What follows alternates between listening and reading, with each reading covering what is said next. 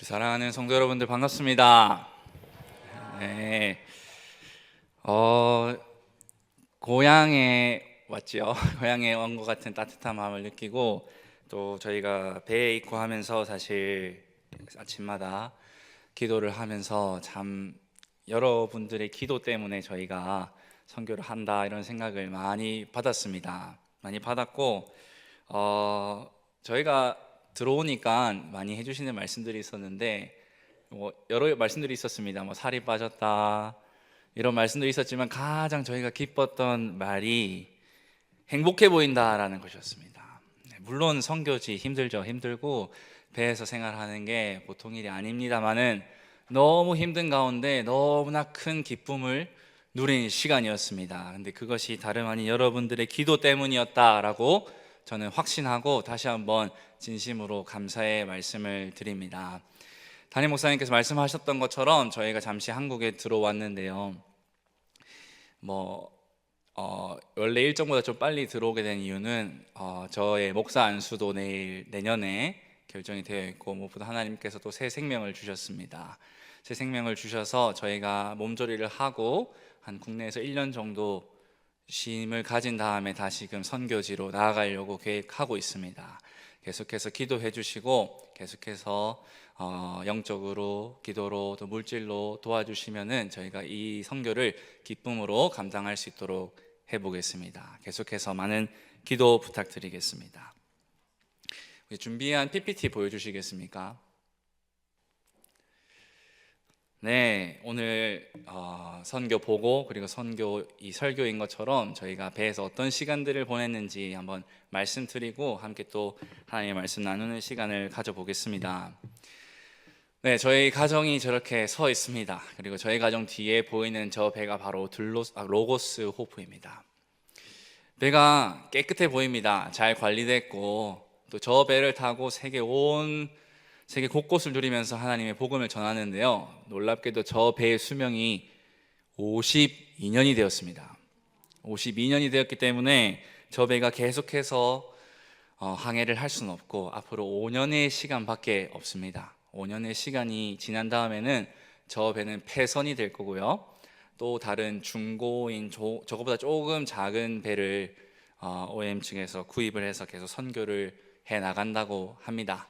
그래도 저 배의 마지막 시점에 저희 가정이 함께 타서 사역을 했던 것이 너무나 즐거웠고요. 배가 커 보이는데 사실 그렇게 크지 않습니다. 사실 그렇게 크지 않아요. 배가 너무 좁고 복도를 지나다니다 보면은 사람이 이렇게 어깨에 부딪히기가 쉽고 또 배가 계속해서 멀미가 있거든요. 정박을 한 상태에서도 멀미가 있습니다. 그래서 그런 것들도 한번 배를 보시면서 고려해 주시고 하면 좋겠습니다.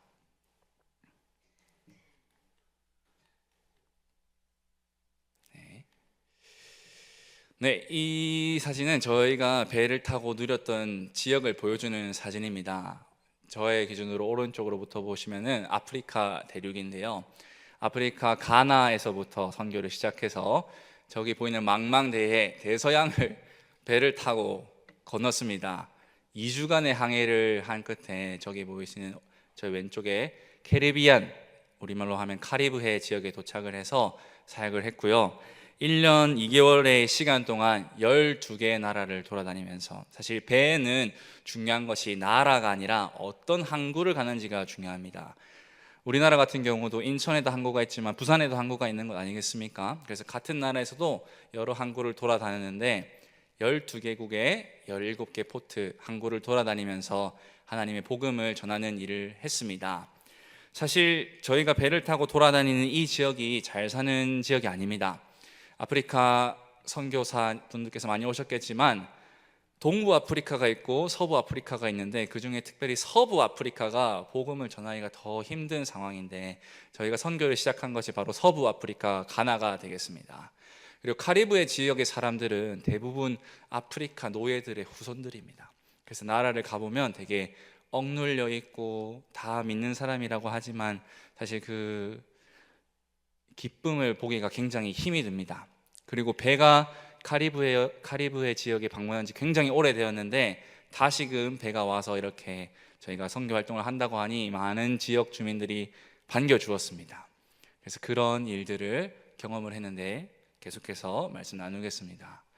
여기 보이는 이 모든 사람들이 배를 타고 있는 선교사들입니다. 저 배에 330여 명의 사람들이 함께 지냅니다. 330여 명의 사람들, 65개국 이상에서 온 선교사들이 함께 먹고 자고 생활하면서 하나님의 말씀을 전합니다. 음식은 당연히 사람이 많기 때문에 저희가 한국에서 먹는 이 음식을 먹지 못합니다. 한국에 와서 어머니가 해주신 쌀밥을 먹었는데 쌀이 너무 맛있더라고요. 네, 1년 반 동안 아침, 점심 거의 빵, 치즈 이렇게만 먹고 저녁에 저희가 음식을 구할 수 있다면 요리를 해서 해 먹었는데 사실 그것도 쉽지가 않았습니다. 하지만 이렇게 선교사들이 온 세계에서 모였지만 하나님의 복음을 전한다는 이 목적 하나 때문에 참으로 기쁘고 행복한 시간을 누릴 수 있었고요. 자세히 보시면은 선교사님들의 나이들을 대략 파악할 수 있으실 것 같은데 대부분의 선교사들 나이가 놀라지 마십시오. 20대 초반입니다. 20대 초반. 네, 우리나라 같은 경우는 신학을 하고 선교를 하는 경우가 대부분인데 외국의 교회 같은 경우에는 선교를 먼저 경험하고 난 다음에 본인의 진로를 신학을 할지 선교를 할지 아니면은 다시금 일상으로 돌아가 하나님의 일을 할지 고민을 많이 한다고 합니다. 그래서 80% 이상의 인구가 80% 이상의 선원들이 20대 초반입니다. 네, 그리고 그 분들과 함께 하나님의 복음을 전하는 영광을 누릴 수 있었음에 감사를 드립니다.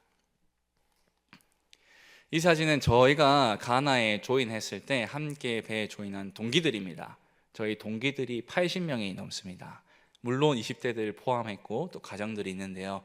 함께 이들이 1년 또는 2년 이렇게 사역하면서 눈물 콧물 다 흘리고 함께 힘든 것들 나누고 기도해주는 정말 가족 같은 사이가 되었습니다. 한국에 온 지 2주가 넘었지만 정말 많이 그립습니다. 이들이 참 많이 그립습니다. 배를 탔기 때문에 배에서는 어떤 일이 일어날지 모릅니다. 중간 배 큰 바다 가운데서 난파될 수도 있기 때문에 배를 타면 무조건 생존 훈련을 합니다. 이 생존 훈련은 예외가 없습니다. 저희 아내 아이들 우리 막내 에덴이 같은 경우에도 생존 훈련에 참여를 해야 되고요. 이 훈련이 매주 있고 매달 있습니다. 그리고 이런 훈련을 하지 않으면은 국제법상으로 배가 출항을 하지 못합니다. 그래서 그런 훈련들을 계속해서 했고요. 배에 있을 비상 상황에 대해서 많이 인지하고 늘 긴장하는 가운데 생활하였습니다. 로고스 오프를 생각하시면 많은 오해들이 있으신 것 같더라고요. 그래서 제가 준비했습니다. 첫 번째 질문. 로고스 오프 배에 다른 유람선들처럼 크루즈 선들처럼 수영장이 있을까요? 제일 많이 들었던 질문이에요. 배에 수영장이 있나? 수영장 없습니다. 수영장 없습니다. 어떤 사진을 보여드리면 좋을까 고민을 하다가 이 사진을 준비했는데요. 이 사진이 바로 배에서 아이들이 노는 놀이터 사진이에요. 이 공간이 끝입니다. 이 공간이 끝이. 배가 크게 보이지만 사실 공간 하나로는 굉장히 적습니다. 하지만 이곳에서 아이들이 신앙으로 교육받고 이 놀이터가 있는 곳이 배 안에 학교가 있는 곳이거든요. 그 배에도 학교가 있습니다. 왜냐하면 선교사들이 자녀를 데리고 오기 때문입니다. 저희들도 첫째, 둘째 모두 학교에 보내면서 선교사에게 집중을 할 수 있었는데 여하튼 배에는 수영장은 없습니다. 네, 두 번째 오해. 배를 타기 때문에 여러 해양 생물들을 만나지 않습니까, 선교사님? 네, 맞습니다. 대부분의 항해를 시작하면은 이렇게 돌고래를 보기가 굉장히 쉽습니다. 이건 제가 촬영한 사진입니다. 돌고래가 매번 항해를 할 때 다른 나라에서 다른 나라, 다른 포트에서 다른 포트를 갈 때면 언제든지 돌고래가 함께 이렇게 항해하는 모습을 볼 수 있었습니다. 마지막 세 번째 질문입니다. 배에서 오랜 생활을 했기 때문에 배를 타보신 분들은 아시겠지만 배멀미가 얼마나 말 못할 고통입니까? 그렇죠? 1년 동안 배를 타고 이렇게 또 큰 배를 탔는데 선교사님 이제 배멀미 안 하시죠? 라고 얘기하신다면 저는 아닙니다. 계속 배멀미를 합니다. 라고 얘기를 할 것 같습니다. 배멀미로 특히 다 고생을 했는데 아들 에셀이가 좀 고생을 많이 했습니다. 그래서 배 멀미를 할 때면 멀미약을 무조건 먹이고 이렇게 재우고 하는 모습을 볼 수 있었는데요. 저 모습 그대로 배 선교사들이 대부분 저렇습니다. 항해할 때가 되면 사역이 잘 안 돼요. 그래서 대부분 누워 있고, 또 배 사는 층에 따라서 멀미 정도가 다르거든요. 배 천장에 가까이 사시는 분들은 배가 크게 흔들려서 멀미가 심해서 배가 제일 흔들리지 않는 층이 있습니다. 그 층에 가면은 선교사들이 다 누워 있습니다, 바닥에. 그렇게 멀미를 이겨내려고 했고요. 둘째 에덴이 같은 경우에는 멀미하는 사진 같지만 자고 있는 사진입니다. 놀라운 사실이 2살 밑의 아이들은 귀가 다 발달을 하지 않았기 때문에 멀미를 하지 않는다라고 합니다. 그래서 둘째 아이는 굉장히 평안하게 잘 자랐습니다. 멀미하는 사진이 아니고 숙면을 취하는 모습입니다. 이런 오해들이 있었고요. 여러 어려운 환경 가운데서도 하나님께서 잘 지켜주시고 여러분들이 기도해 주셔서 아이들이 참 밝게 자랐고 사랑을 많이 받고 자랐습니다. 학교에서도 이렇게 생활을 잘 하고, 특히 막내는 배에서 가장 어린 선교사였어요. 그 어린 선교사가 오랜 시간 동안 사랑을 많이 받은 것이 참으로 감사하게 느껴질 만큼 아이도 아프지 않고 건강하게 잘 지냈습니다. 로고스 오프 선교 배가 어떤 일을 하는지 좀 간략하게 설명해 드렸으면 좋겠습니다. 배가 초점을 맞추고 있는 게 크게 세 가지인데요. 바로 지식을 전하고, 도움을 전하고, 그리고 희망을 나누는 것입니다. 첫 번째, 저희가 지식을 나누는데요. 어떤 식으로 지식을 나누느냐? 바로 배의 주된 사역이 서점 사역입니다. 여러분, 배에 서점이 있습니다. 배가 전 세계 곳곳을 돌아다니는 가장 중요한 이유가요, 배에 있는 이 서점을 가지고 사람들에게 복음을 전하는 일을 하기 때문입니다. 사람들이 로고스 오프 배가 왔다고 하면 구름대같이 몰려듭니다. 저 사진은 많은 포트들이 있겠지만 저희가 자메이카 킹스턴이라는 도시에 있을 때 찍었던 사진인데요. 저희 배가 유람선이 아니기 때문에 크루즈 터미널에 잘 못 들어갑니다. 그래서 어디를 갈까 이번에 고민하다가 시멘트 공장이 저희에게 포트를 내줬어요. 그래서 지금 보이시는 장면이, 뒤에 있는 사진이 시멘트 공장이고, 시멘트 공장에 저희가 배를 정박한 모습입니다. 그런데 이 사람들이 얼마나 배에 오고 싶은지 하루에 6,000명, 7,000명 줄 서가지고 배에 옵니다. 대기 시간이 3, 4시간입니다. 그렇게 와서 책을 사고, 책이 시중가보다 훨씬 쌉니다. 훨씬 싼데 저희가 이 사람들을 향해서 계속해서 복음을 전하는 일을 하거든요. 그래서 이런 일들이 있었습니다. 두 번째로 배에 정말 많은 행사를 진행합니다.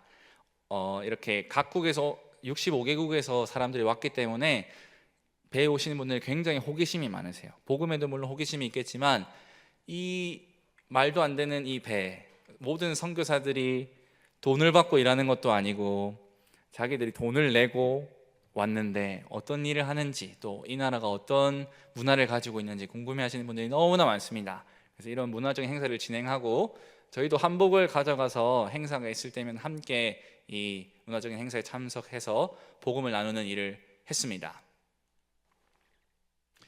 그리고 배에서 수많은 이 회의들, 워크숍들이 일어납니다. 대표적으로 지역교회 목사님들을 초청해가지고 저희가 워크숍을 진행한다든지, 지역 여성들을 초청해서 워크숍을 진행한다든지, 수많은 행사들이 배에서 계속해서 진행됩니다. 또 배가 이렇게 나누는 사역 가운데는 도움을 드리는 사역들이 있습니다. 이 도움 중에 첫 번째는 바로 안경을 저희가 맞춰드리는 일을 합니다. 배가 미국에 있는 안경 공장과 MOU를 맺고 있는데요, 이 돌아다니다 보면 시력이 안 좋아서 생활을 못 하시는 분들이 굉장히 많습니다. 특별히 아프리카, 카리브해 지역 가운데. 그래서 이 안경 사역을 하면서 저희가 양로원에도 가기도 하지만은 일반적인 주민센터 같은 곳에 가기도 하고, 가장 많이 갔던 곳이 교도소입니다. 교도소에 가서 복음 전하고 안경 맞추는 일들을 하고요. 그리고 배가 이 사람들을 돕기 위해서 무작정 가는 것이 아니라 사람들이 도와달라고 하는 것을 배가 주로 가서 도와줍니다. 이렇게 건물을 수리하고, 특히 카리브해 지역은 허리케인이 많이 쳤기 때문에 건물들의 피해가 극심합니다. 그래서 이 젊은 선교사들이 가서 도와주기도 하고요. 저 같은 경우에도 지역 교회를 간다든지 지역의 유치원 학교를 간다든지 해서 보수하는 작업을, 몸을 쓰는 작업을 굉장히 많이 했습니다. 그리고 저희가 중요한 것이 이 드럼통 필터를 무상으로 나눠주는 사역을 많이 했습니다. 저 통이 그냥 드럼통 같지만 저 필터를 사용하면은 10년 동안 정수된 물을 먹을 수 있습니다. 물이 굉장히 비싸고 깨끗한 물 구하기가 쉽지 않기 때문에 저 필터들을 나누고, 그리고 배가 항해를 하다 보면 물 자체가 없고 가뭄이 있는 지역들이 있어요. 그러면은 배 탱크에 있는 물을 퍼다가 지역에 주기도 했습니다. 그러면 당연히 배에 있는 선교사들은 물을 못 씁니다. 이렇게 몇 주 참고 지내는 것이 바로 로고스 오프의 생활 중에 하나입니다. 그리고 가장 중요한 것이 희망을 나누는 사업을 한다는 것인데요. 어디를 가든, 우리나라를 포함해서 어느 지역을 가든 아이들이 희망이죠. 그래서 아이들에게 초점을 맞추고 지역 아이들을 배로 초청해서, 혹은 저희 팀들이 지역에 가서 아이들을 위한 활동들을 많이 하고요. 저희가 아이들이 정말 많이 오거든요. 하루에 한 500명에서 1000명, 1500명 정도의 아이들이 배로 계속 옵니다. 왔던 아이들도 계속 오고, 그래서 그 아이들이 자라서 성인이 되면은 자신의 자녀를 데리고 배에 또 오게 되는 겁니다. 그런 것들, 경험했던 것들이 나누고 했을 때 아이들이 굉장히 많다는 것을 다시금 말씀드리고, 또 배에 오시는 손님들을 위해서 이렇게 저희가 준비한 문화적인 행사도 많이 하고요. 아까 말씀드렸다시피 교도소에 방문을 하는데, 저희가 교도소에 방문을 한 것은 사진에 남아있지 않습니다. 보안상 저도 아내 주영은 선교사도 정말 교도소에 많이 갔던 것으로 기억을 합니다. 그리고 저희가 스포츠 미니스트리도 합니다. 무릎이 아팠지만 함께 가서 이 사람들과 축구한 다음에 또 복음을 전하기도 하고, 또 지역마다 또 선호하는 스포츠가 다른데 이번에 농구를 하면서 복음을 전하기도 하고, 또 크리켓이라는 스포츠를 하면서 복음을 전하기도 하고, 복음의 소통 창구가 굉장히 많다는 것을 선교를 하면서 또 많이 경험했습니다. 그리고 무엇보다 우리의 유일한 희망 되신 예수 그리스도를 길거리로 가면서 전도하는 일을 굉장히 많이 했습니다.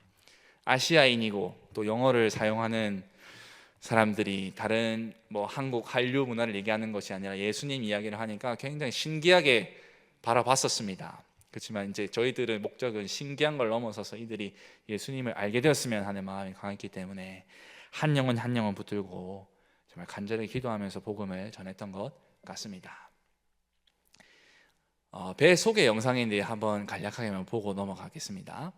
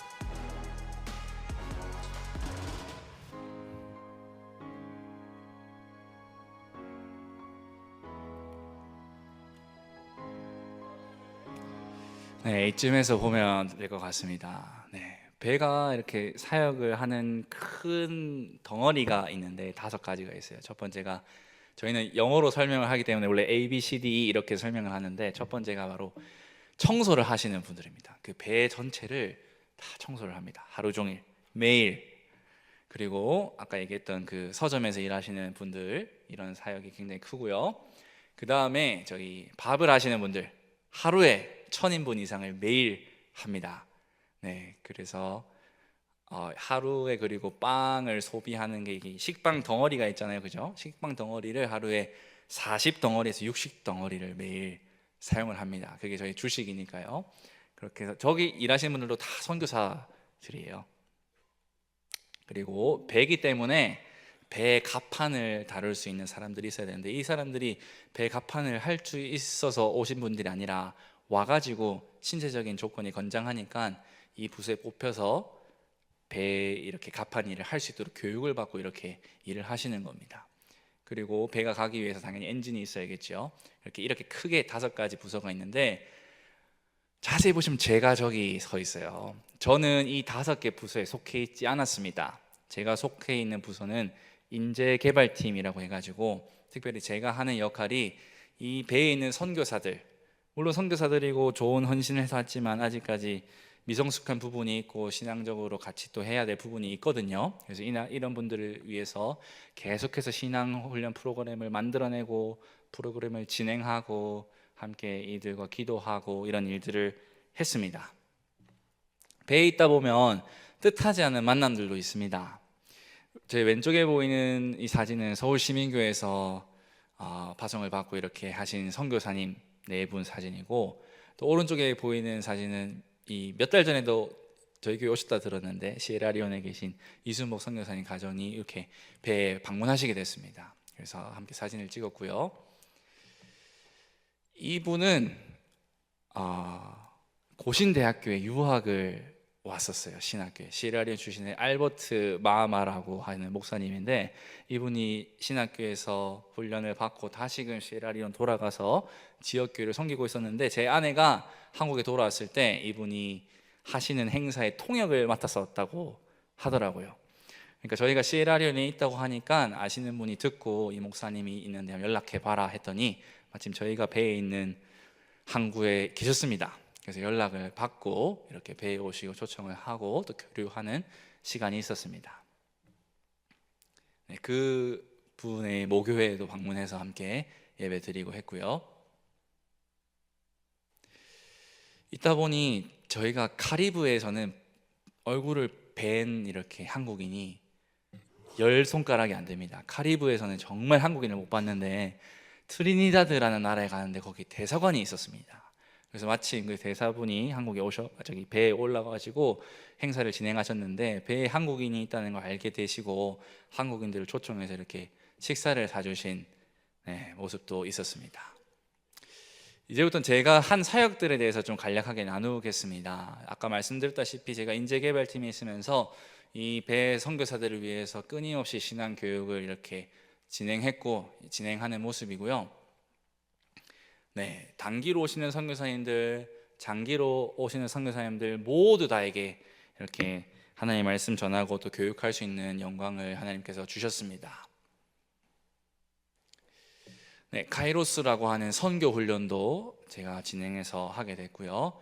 또 이 시간이 있을 때면 저희 팀원들과 함께 언제든 이 선교사님들을 불러다가 같이 교육하고 또 시간을 보내는 일들을 하였습니다. 그리고 하나님께서 강단에 세우는 기회도 주셔서 말씀을 전하기도 하고요. 말씀을 전하는 게 참 기뻤습니다. 말씀 전하는 게 참 기쁘고 함께 온 선교사들이 자기의 모국어는 다르지만 함께 영어로 찬양하고 하는 이 감동이 아직까지도 이 사진을 보니 제 가슴에 전해지는 것 같습니다. 또 참 감사하게 한국에서는 전혀 누리지 못할 기회인데 신학교를 방문해서 간증을 하고 또 말씀을 나눌 수 있는 기회가 있었습니다. 저기 앉아 있는 분들은 가나에 있을 때 사진인데 가나에 있는 신학생들, 어느 한 신학교의 신학생들 사진입니다. 네, 또 지역 교회를 방문해서 설교하기도 하고요. 제가 영어로 설교하면 옆에 계신 분이 현지어로 번역해서 통역해서 이렇게 설교를 진행하는 경우가 굉장히 많았습니다. 그리고 배에 한국인들이 한 16분 타고 계십니다. 그리고 이들이 함께 모여가지고 함께 찬양 인도를 하고 예배를 준비하고 하는 일도 했습니다. 네, 또 시간이 있을 때 교육 시간이 주어지면 저 또한 교육을 받고 또 다음 스텝을 준비할 수 있는 시간이 있었습니다. 그런데 배는요, 저만 사역을 하는 게 아니라 제 아내도 함께 사역을 할 수 있었습니다. 제 아내가 저보다 영어를 더 잘합니다. 그래서 잘 해서 저렇게 교육을 받고 또 가르칠 수 있는 강사 자격을 얻게 되고요. 또 제 아내는 지역 사람들과 좀 많이 마주쳤습니다. 매 포트를 방문할 때마다 한 지역의 사람들이 자원봉사로 배에 조인을 하게 되는데, 이 자원봉사자들을 섬기는 일을 아내가 했습니다. 아내가 처음으로 만난 자원봉사자고요. 이분은 말을 할 줄 몰라요. 이 자원봉사자는 말을 할 줄 모르고 수화를 할 줄 압니다. 그런데 아내가 미국에 있을 때 미국 수화를 조금 배웠는데, 미국 수화가 카리브해 지역에서 똑같이 사용이 되는 겁니다. 그래서 이렇게 농아분들하고도 함께 소통하면서 하나님 나라를 꿈꿀 수 있는 일들을 아내가 주로 했고, 그리고 이 카리브해 지역, 아프리카 지역에는 여성들의 인권이 그렇게 높지 않습니다. 그렇기 때문에 저렇게 비즈 공예라고 해야 되나요? 비즈 공예, 저런 것들을 교육하면서 여성들이 자립할 수 있는 도움을 주기도 하고, 그리고 여성분들을 주로 배에 초청을 많이 해서 컨퍼런스, 워크숍 등을 많이 진행했습니다. 아내가 매번 그 행사에 이렇게 진행을 맡고 하기도 했고요. 또 지역의 어린 이 여학생들 시설에 가서 복음을 전하고 격려하는 일들을 많이 했습니다. 네, 어린아이들과 같이 즐거운 사역을 하기도 하고요. 학교를 방문하기도 하고, 또 이렇게 시설들이 있는 곳에 많이 가서 하나님의 일을 전하는 것. 제가 주로 사역의 포커스가 이 배 선교사들이었다면, 아내는 배 밖에 로컬 사람들에게 좀 더 초청을 맞추셨다 보면 되겠습니다. 네, 그리고 배 사람들에게 워크숍을 진행할 때 한 패널로서 참석을 하기도 했습니다. 네, 저희가 한국에 있을 때 있었던 선교사 훈련원을 이 박람회를 통해서 설명하는 장면입니다. 네, 배 훌륭한 이 어머니 선교사님들 많이 있었습니다. 네, 제가 했던 선교 교육 프로그램을 아내도 역시 진행하였고요. 또 배에 있는 리더십 훈련들을 할 때 아내가 강사로 초청받아서 많이 진행하였습니다. 그리고 새로운 선교사님들이 배에 조인하시면 역시 제가 그 부서에 속해 있기 때문에 아내도 한두 프로그램을 받아서 이렇게 강의를 하는 모습을 볼 수 있습니다. 손님들이 오시면 배를 투어를 하시거든요. 그 배를 투어하는 것도 아내가 육아를 하고 또 여력이 있을 때 언제든지 저렇게 나가서 투어하는, 배를 소개하고 하나님 나라를 소개하는 일들을 했습니다. 이번에는 또 저희 가정 모두가 선교사였기 때문에 저희 가정 모두가 배를 대표해서 또 하나님 나라를 전하는 일들을 저렇게 많이 했고요. 한 번은 저렇게 한 것이 지역 신문에 소개되는 일이 있었습니다. 지역 신문 맨 첫면에 저희 가족 사진이 실려서 저희가 참 감사했던 기억도 있습니다. 그리고 지금 이 시점이 되면 이제 크리스마스 성탄절을 앞두고 대륙별로 이렇게 돌아가면서 예배를 주관합니다. 저희 여전도회, 남전도회 예배 주관하듯이 예배를 아시아 대륙, 남아메리카 대륙 이렇게 주관을 하는데, 저희 아시아 대륙이 주관해서 예배를 드릴 때 저희 부부가 사회를 받습니다. 그래서 저 사진도 한 개 찍어놨고, 여기 보이신 이 사진이 배 전체 인원이 아니라 배에 타고 있는 아시아 선교사님들만 있는 사진입니다. 아시아 선교사님들 굉장히 많고 굉장히 열정적으로 복음을 전하는 것을 볼 수 있는 좋은 시간이었습니다. 네, 또 저희가 맡은 주된 사역이 아무래도 젊은 선교사님들이 저희 같은 경우는 가정으로 오지만 싱글로 오신 분들은 많이 외로우시고 많이 힘드시고 음식을 못 해 드시거든요, 기본적으로. 그렇기 때문에 저희가 음식을 해서 제공하고 교제하고 기도해주고 위로해주고 이런 일을 저희 가정이 많이 했습니다. 이 사진은 저희 가정 셀이라고 하면 좋을 것 같습니다. 저희 가정 목장에 속한 싱글들인데 얼굴을 보십시오. 다 다르죠. 피부색도 다르고 전 세계 저희 목장에는 똑같은 나라 출신이 아무도 없었어요. 22명이 있었는데 이들이 함께 눈물 흘리고 콧물 흘리고 각 부서에서 열심히 일하고 하면서 나는 왜 여기 배에 왔나, 내가 접시 닦으러 왔나, 뭐 이런 얘기들 하시는 때에 같이 복음의 말씀 나누고 위로하고 이렇게 했던 시간들을 보냈습니다.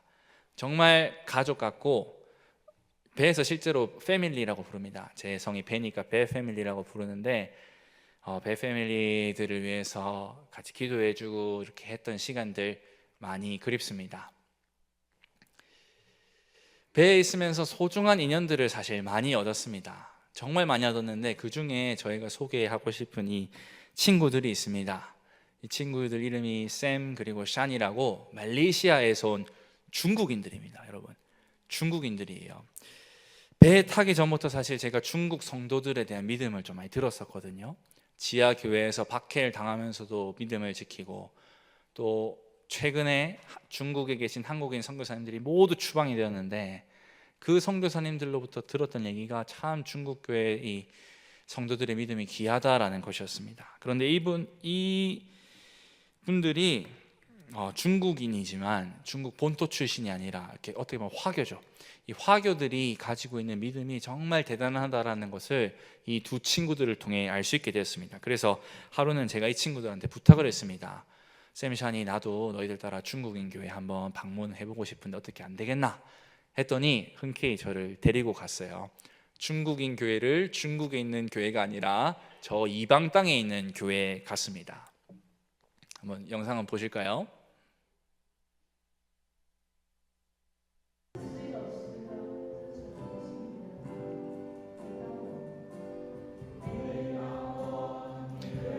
네, 중국 성도들이 중국어로 찬양을 하는 모습입니다.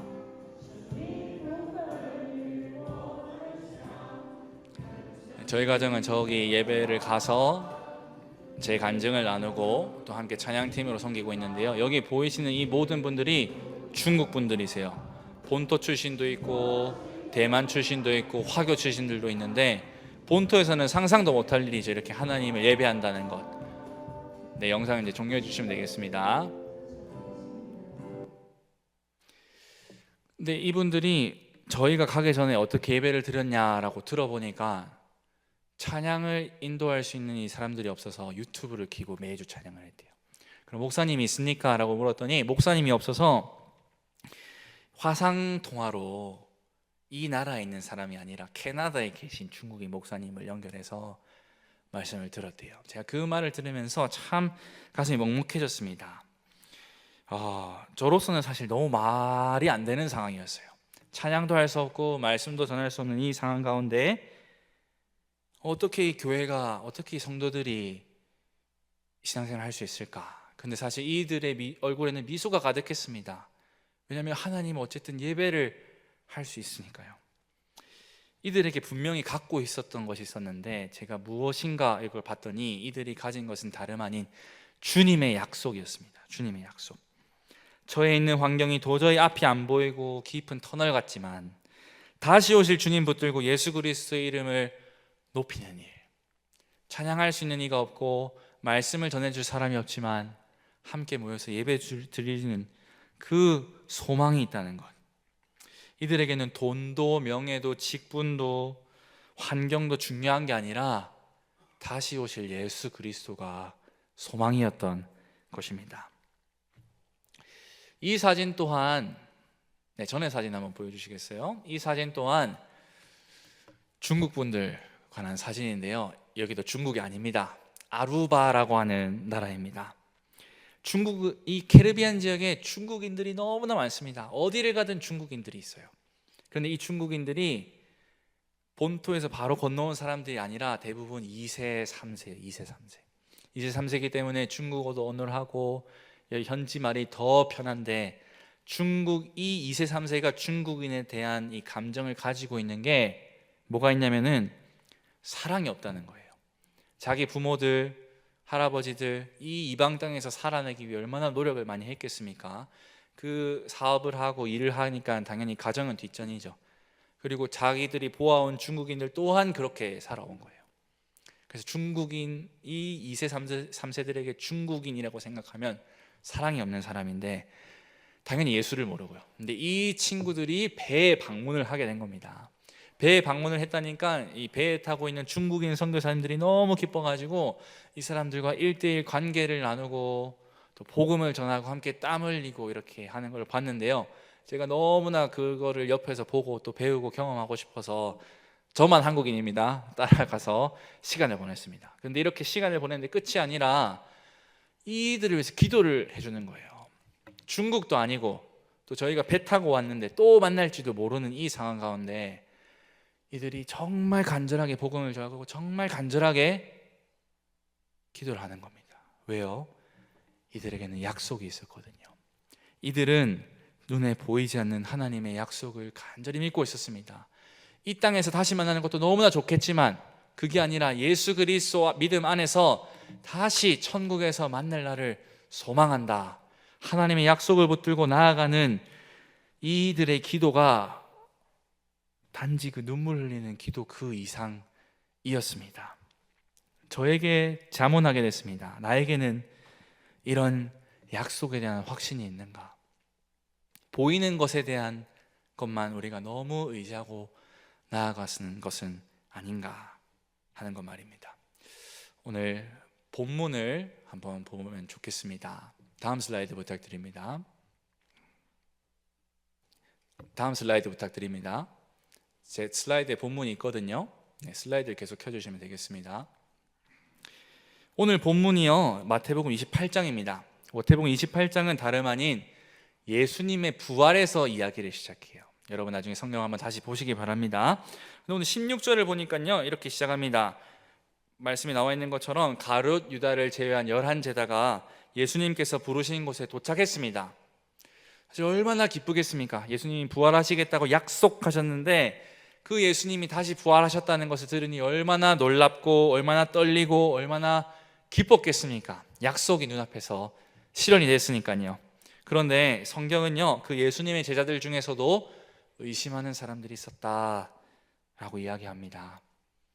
예수님이 약속하신 것을 직접 경험한 이들도 이 약속에 대해서 확신을 못 가지고 살아가는 것을 저희가 오늘 본문을 통해 발견하게 됩니다. 이거를 볼 때 저희가 약속을 붙들고 살아가는 것도 참 너무나 힘이 든 것 같아요.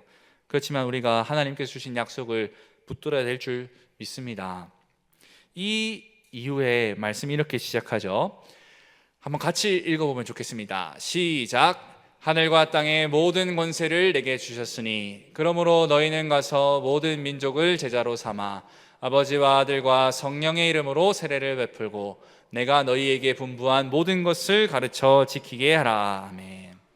저희가 너무 잘 아는 말씀입니다. 많은 선교사님들이 이 말씀 하셨을 것 같고 저희가 또 복음을 얘기할 때, 선교를 얘기할 때 교회에서 이 말씀을 많이 나누었습니다. 그렇습니다. 이 말씀이 사명을 얘기하고 있는데요, 바로 제자를 삼는 것이 우리의 사명이라는 것입니다.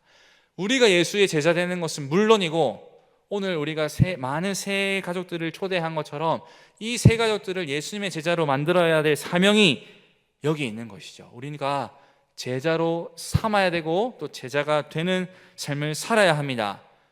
우리 모두 이 사실을 너무나 잘 알고 있습니다. 제자가 되려고, 제자를 삼으려고 얼마나 성령님을 의지하지 않는지, 얼마나 의지하는지 모릅니다. 그런데요, 우리가 우리에게 처한 현실을 마주하게 되면은 이 제자를 삼고 또 제자가 되는 것이 얼마나 쉽지 않은가를 보게 됩니다. 여러분, 왜 쉽지 않을까요? 제자를 삼는 것, 이 사명 너무나도 중요한데 이게 왜 쉽지 않습니까? 제가 고민을 해보니까 한 가지 답이 나왔습니다. 바로 즉각적인 열매를 보기 어렵기 때문입니다. 성경도 성령의 열매를 약속하고 있고 우리 또한 열매가 맺힐 것이라는 것을 알고 있지만 제자의 사명을 감당하는 이 길이 정말 외롭고 어려운 길입니다. 당장 눈앞에 그 결과가 저에게 돌아오지 않습니다. 내가 열심히 해도 내 옆에 사람조차 알아주지 않는 것이 바로 제자 삼는 일입니다. 우리는 이렇게 즉각적인 결과 보는 걸 좋아하지만 하나님 이 제자의 사명을 감당하는 이 삶의 열매가 바로 눈앞에 보이지 않기 때문에 우리가 지치고 힘이 들고 하나님을 원망하게 되는 겁니다. 배에 있으면 똑같은 일을 경험합니다. 다들 선교사시지만 사람이 살기 때문에 갈등이 있고 힘듦이 있고 다툼이 있고 또 사역적인 열매를 쉽게 보기가 어렵기 때문에 좌절이 될 때가 많습니다. 여기 보이는 제 친구는 칼리안이라고 하는 인도 친구입니다. 이 친구와 한번 이야기를 밤중에 한 적이 있어요. 야, 칼리안, 내가 이렇다. 열매를 못 보는 것이 힘들다. 아, 정인 너도 그러냐? 나도 힘이 든다. 자, 그런데 이 친구와 얘기를 하다가 한 가지 사실을 깨닫게 됐습니다. 본인도 힘들어서 자신의 아버지와 이야기를 하다가 깨달은 사실이라고 합니다. 바로 이 오늘 본문에 대해서 말이죠. 예수님께서 우리에게 주신 사명, 제자를 삼는 것. 근데 이 사명 뒤에 주님께서 한마디 말을 덧붙이셨대요. 그것이 뭐냐? 볼지어다 내가 세상 끝날까지 너희와 항상 함께 있으리라. 사랑하는 여러분, 우리가 제자를 삼는 건 너무나도 중요하게 생각합니다. 그런데 우리가 이 말씀을 읽으면서 지금 보이시는 이 구절에 얼마나 초점을 맞추고 성경을 읽어오셨습니까? 제자로 삼는 건 너무나 중요한데요, 예수님이 알고 계셨어요. 이게 쉽지 않다는 것을. 제자 삼는 것이 너무나 어려운 일임을 예수님도 알고 계셨습니다. 우리에게 명령은 하셨지만 이 세상에서 이 사명을 지키기 위해 영적인 싸움을 벌여야 하는 이 하나님의 자녀들을 보고 굉장히 마음 아파하셨던 것이 주님이십니다. 그래서 이렇게 말씀을 덧붙이셨어요. 그 어떤 순간에도 아무리 우리가 살아가는 이 믿음의 여정이 힘들다 하더라도 주님이 함께 하신다는 그 약속 말입니다. 그래서 제가 오늘 말씀의 제목을 명령과 약속으로 잡았습니다. 여기 가운데 보이시는 한 어머님이 계십니다. 여러분처럼 보이시죠? 그죠? 이분이 제가 세인트 루시아라는 나라에서 만난 박효숙이라는 어머님이십니다. 세인트 루시아 들어보셨습니까? 이런 나라가 있습니다. 카리브 해 쪽에 이런 나라가 있는데요, 이분이 저희 부모님보다도 나이가 많으시더라고요. 30년 전에 세인트 루시아에 오셨는데 남편분이 30년 전에 오실 때에 현대자동차 기술직이셨다고 합니다. 당시에 현대자동차에서 기술직 분들을 개발도상국에 파견을 하는 일들이 있었는데 이분이 남편을 따라서 이렇게 파견을 나오신 거예요. 근데 파견 나올 때 그 당시 아이들이 1살, 2살, 저기 가운데 분이 따님이신데 저희와 동갑입니다. 저희 아내와 저와 동갑인데 그때 너무 어려서 정착하기로 하시고 지금까지 세인트 루시아라는 나라에서 살아오신 거예요. 30년 동안 한국을 딱 한 번 방문하셨다 하더라고요. 그래서 뭐 한국 물건 필요할 때 자동차 수리를 하시니까 미국에서 부품 같은 걸 주문할 때 같이 주문해서 음식을 드셨다고 합니다. 그리고 그분이 크리스찬이신데 여러분 한번 생각해 보세요. 한인교회가 없습니다. 한인교회는커녕 한인이 없어요. 한인이. 어떻게 이 믿음을 지켜 나가야 하겠습니까? 이분이 주님 반드시 다시 오신다고 했는데 내가 이 믿음을 어떻게 지켜나가야 할까? 그러면서 이분이 어떻게 하셨냐라고 여쭤보니 매일 새벽 기도를 하셨대요. 매일 새벽 기도. 그때 뭐 유튜브가 있으니까 아무것도 없으니 성경 펴놓고 성경 읽고 기도하고 그동안 한국에서 아는 찬양을 했다고 합니다. 그렇게 몇십 년 동안 읽는 성경이 해지는 게 당연할 수밖에 없죠. 제가 그 얘기를 듣고 제 성경책을 바로 드렸어요. 제가 설교 준비하고 했던 그 성경책을 드렸습니다. 그 성경책을 드리면서 제가 새 성경책을 못 드려서 죄송하다라고 했습니다. 그런데 이분이 제 성경이 영한 성경인데 한글도 있고 영어도 있고 뒤에 또 찬송가도 붙어 있으니까 너무나 좋다고 아이처럼 좋아하시는 거예요. 이분 선교사도 아니세요. 평신도입니다. 평신도. 직분도 없습니다. 근데 이영만리 땅에서 믿음 하나로 약속 붙들고 하나님 나라 소망하며 살고 현지인들을 도우면서 사는 모습이 그 어떤 선교사들보다 낫다라는 생각을 참 많이 했습니다. 중국인 선교사들, 제 친구 칼리안, 그리고 여기 보시는 효숙 어머님, 이 얘기 들으면서 우리가 다시금 하나님께서 우리에게 주신 그 약속에 집중하셨으면 좋겠습니다. 어떤 약속입니까? 볼지어다 내가 세상 끝날까지 너희와 항상 함께 있으리라.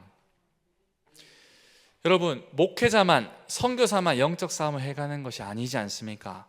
저는 우리 부곡종교회 모든 성도님들의 삶이 선교사라는 생각을 많이 합니다. 예수님 잘 믿기가 참으로 힘이 듭니다.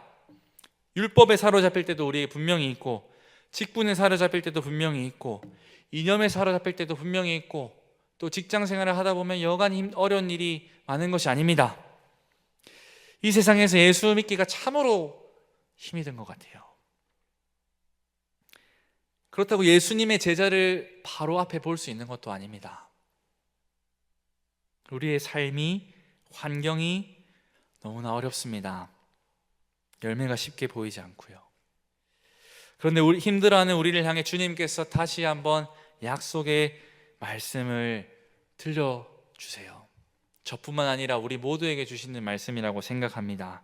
볼지어다 내가 세상 끝날까지 너희와 항상 함께 있으리라.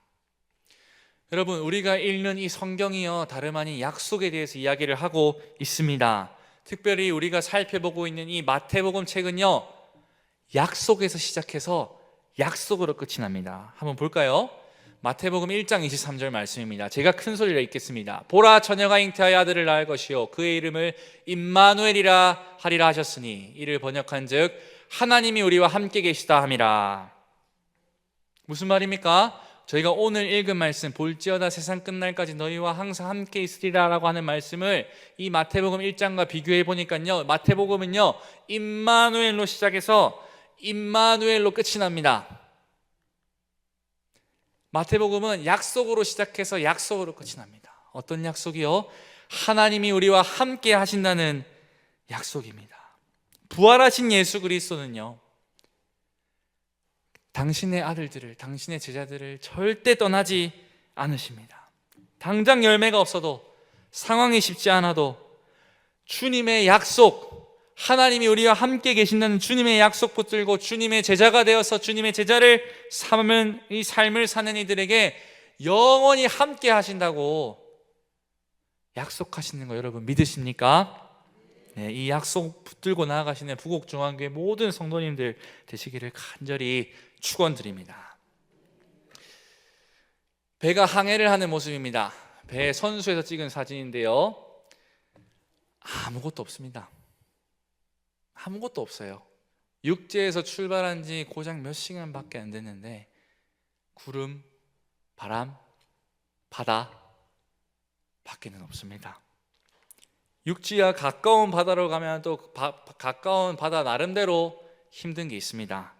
그리고 먼 바다로 가면 또 먼 바다 나름대로 힘듦이 있어요. 참 항해가 쉽지 않더라고요. 이렇게 보시니까 보이는 풍경 너무 좋으시죠? 이야, 선교사님 저런 풍경을 보면서 지내셨습니까? 매일 보면은 참 이 끝이 안 보이기 때문에 정말 힘이 들 때가 많습니다. 다시 또 파도가 시작되고요, 다시 또 멀미가 시작되고요, 또 다시 또 자기 싸움이 시작됩니다.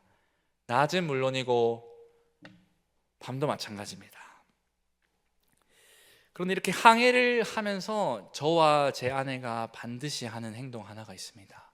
그것은 바로 해가 다 지고 나서 아이들을 저희 숙소에 재우고 난 뒤에 배 옥상으로 올라가는 겁니다. 배 옥상으로. 왜 올라가는지 아세요, 여러분? 보이시네요. 한국에서 저는 별을 본 적이 없어요. 네. 그런데 배 옥상으로 가면 하나님께서 하나님이 창조하신 세계를 보여주십니다. 그 손가락으로 지으신 주의 하늘, 달, 별을 볼 때마다 매번 하나님이 주시는 그 눈물의 위로를 경험합니다. 하나님께서 왜냐하면 이 말씀을 저희에게 들려주시기 때문이에요. 한번 이렇게 별이 많죠. 어떤 말씀을 주시냐면 다니엘서 12장 3절 말씀입니다. 많은 사람을 옳은 대로 돌아오게 한 자는 별과 같이 영원토록 빛나리라. 이것도 주님의 약속이지 않습니까? 하나님이 약속하셨습니다. 세상 끝날에 하나님께서 이 땅을 심판하시고 믿는 이들을 천국에 인도하실 때에 많은 사람을 옳은 대로 돌아오게 한 자는 별과 같이 영원토록 빛나리라. 저에게도 이 약속의 말씀이 위로였습니다. 하나님의 약속만이 유일한 위로였습니다.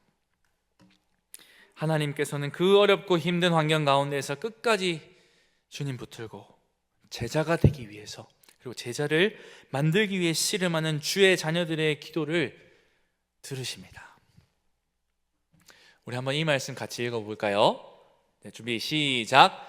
여호와의 말씀이니라. 너희를 향한 나의 생각을 내가 아나니 평안이요 재앙이 아니니라.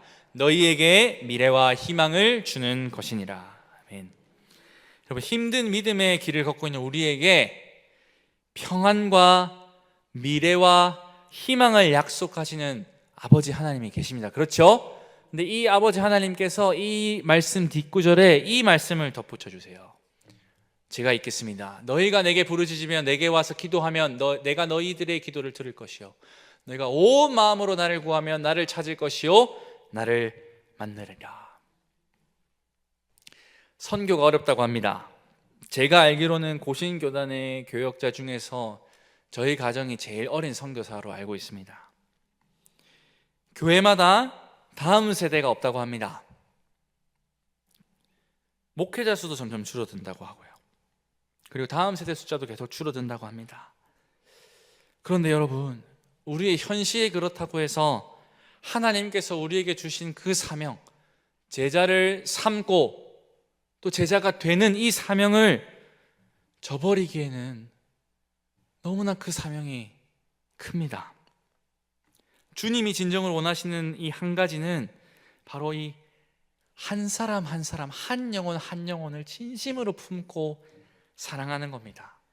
교회 홈페이지를 보니까 참 아름다운 사진들이 많이 있었습니다.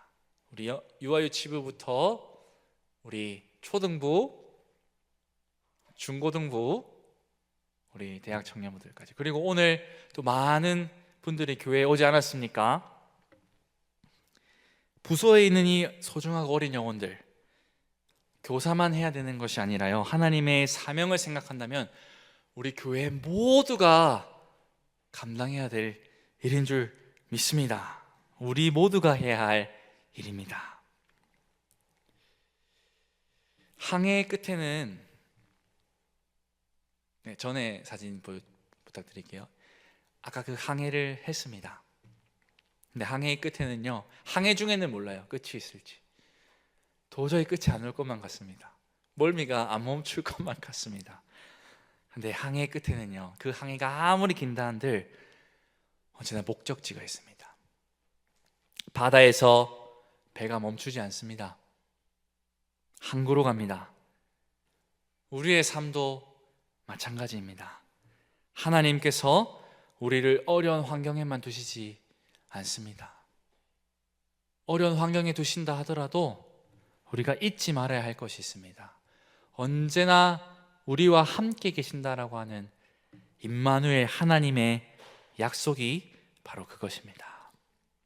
약속 붙들고 주님의 참 제자가 되기를 원하는 이들에게 아버지 하나님께서 참 소망이 되십니다. 이것을 안다면 긴 항해를 마치고 저렇게 저만치 멀리서 육지가 보일 때면 감사밖에 나오지 않습니다. 우리 말씀을 맺기 전에 제가 영상을 한 개 보여드리고 싶은데요, 이 영상은 한국인 선교사들이 우리 배에 있는 선교사들을 모셔놓고 기도회를 한번 진행을 했었습니다. 근데 기도회를 진행하기 전에 한국인 선교사들이 영상을 하나 만들었거든요. 이 영상을 한번 보시죠.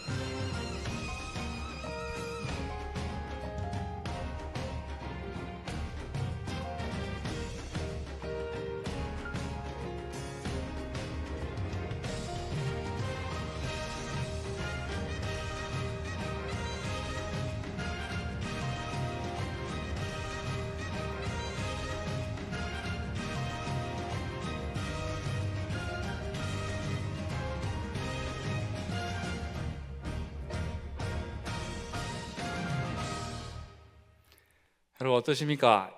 이 영상을 보니까요, 그 장면이 있습니다. 한국의 선교사님들이 오셔서 150년 전에 복음을 전하시고 이렇게 선교사님들이 단체 사진을 찍었는데, 그 단체 사진이 이 선교사님들 사진으로 바뀌는 장면이 있어요. 우리 모두 복음에 빚진 자들 아니겠습니까? 배에 이렇게 오시는 많은 선교사님들, 특별히 유럽에서 오시는 선교사님들요, 영국에서 오시는 선교사님들도 있습니다. 우리에게 복음을 전해준 나라 중에 하나였는데요, 이들이 신앙생활을 한 것을 들어보면 교회 성도가 없어요. 교회 성도가 없습니다. 자기 자신 혼자가 그 교회의 유일한 청년이었던 사람이 굉장히 많습니다. 우리는 이렇게 선교할 수 있는 사람들이 그래도 계속 있지만 언제 또 이 상황이 바뀔지 모르는 환경 가운데 우리가 복음의 빚진 자라는 인식을 하는 것이 너무나 중요한 것 같습니다. 그런데 여러분, 이 복음의 진빚을 갚을 방법이 하나 있습니다. 주님의 약속을 의지하는 것입니다. 주님이 맡기신 그 사명, 제자 삼고 제자가 되는 일에 열심을 내는 가운데 눈에 결과가 보이지 않지만, 눈에 열매가 보이지 않지만 끝까지 함께 계시겠다는 주님 약속 붙드는 것, 그것이 우리가 묵묵히 해 나가야 할 일인 줄 믿습니다. 사랑하는 성도 여러분, 이제 말씀을 맺겠습니다. 우리 모두 선교사입니다. 하나님께서 부르신 환경 가운데서 복음을 전하고 복음을 따라 살아가는 선교사들입니다. 여러분, 하나님께서 우리에게 주신 약속을 저버리지 마십시오. 우리가 어려운 환경에 있다고 해서, 교회가 어려운 환경에 있다고 해서 낙심하지 마십시오. 우리 하나님께서 세상 끝날까지 우리와 함께 하실 것입니다. 오늘 들은 말씀 기억하면서 함께 찬양을 했으면 좋겠습니다.